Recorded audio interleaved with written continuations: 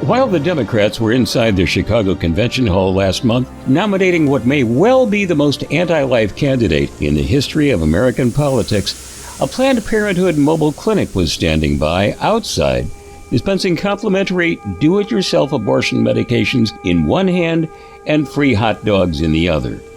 The surreal scene echoed the biblical prophecy of Lamentations 4:10. The hands of compassionate women boiled their own children. They became food for them. This is 21st century America. How did we ever stoop this low? Let's look back to the founder of Planned Parenthood and the racism and hatred that drove her. The documentation is clear and abundant.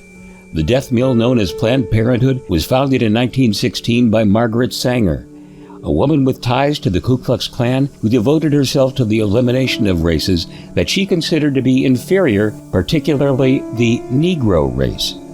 During the 1930s, Sanger proposed segregating black women out of American society and forcing them onto farms and homesteads where they would be compelled to work under competent instructors and kept from ever producing children. In essence, she was proposing a return to slavery and mandatory work camps, simply for the crime of being black. Meanwhile, the similar ideology was arising in Europe, where a madman tyrant named Adolf Hitler was seizing power. Like Margaret Sanger, Hitler was devoted to the cause of eugenics and establishing a master race, the Aryan race. Like Sanger, he planned mandatory work camps for those who were not genetically pure. A sign hung over the gates to those camps. It read, "Arbeit macht frei," translated, "Work makes one free," but the so-called freedom Hitler offered was through the gates of death. Sanger's proposal appeared slightly more humane. She offered a free ticket out of her work camps for any black woman who submitted to voluntary sterilization. But those within her movement were more progressive in their embrace of the Nazis' final solution. One of her associates, Paul Popenoe, suggested death chambers for the unfit, including the aged, infirm, and the physically and mentally disabled. Popenoe's agenda found welcome followers among Hitler's elites. Author Edwin Black, in his book, The War Against the Weak, details how the Nazi sterilization law of 1933 and the euthanasia orders which followed were modeled after plans conceived by Popenoe, Sanger, and their associates.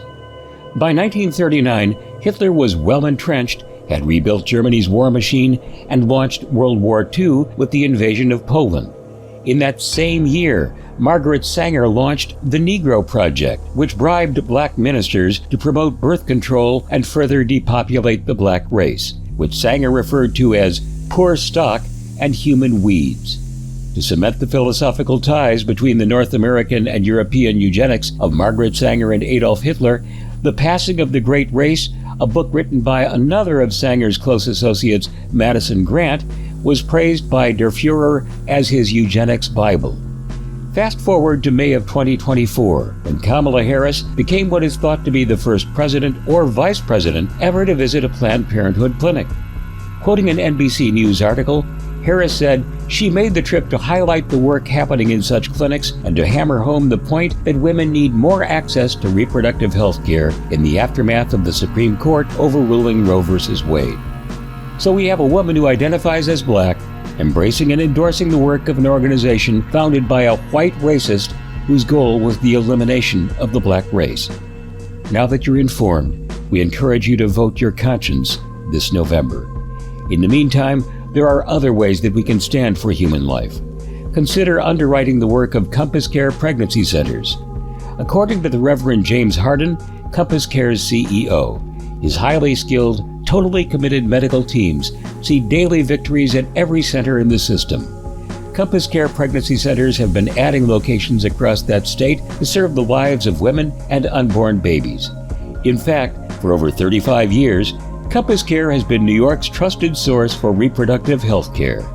To learn more about the many compassionate services offered to every mother and baby accessing our office, visit online at www.compasscare.info.